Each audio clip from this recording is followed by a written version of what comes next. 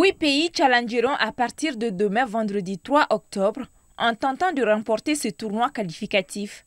Pour mieux informer la presse nationale, les responsables étaient face aux médias. Sur table, le point des préparatifs du tournoi ainsi que la liste des équipes présentes.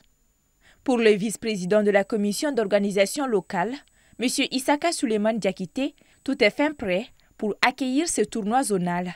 Nous voudrons montrer plus que les autres. Nous voudrons montrer que quand on donne un tournoi à un Malien, les Maliens se donnent corps et âme pour que ce tournoi-là puisse réussir.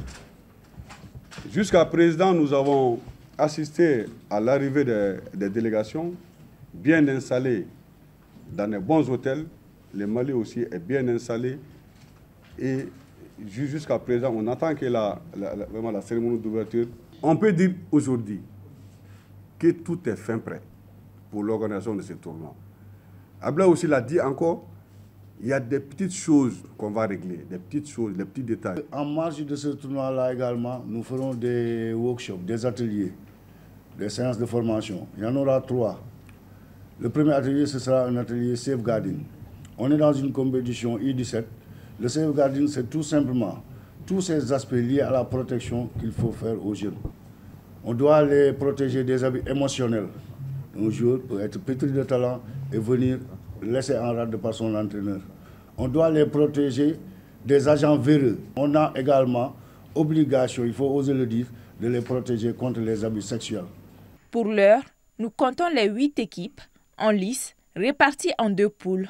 Cependant, seul le test d'imagerie par résonance magnétique IRM pourra définir les équipes qui seront susceptibles d'entamer la compétition. Il y a un contrôle IRM à faire.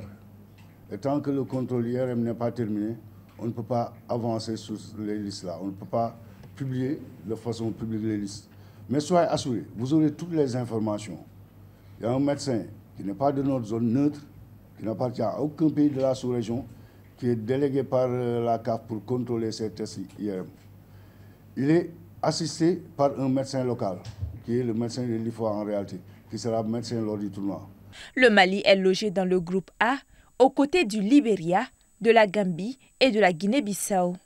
Son premier match sera face au Libéria le 5 octobre.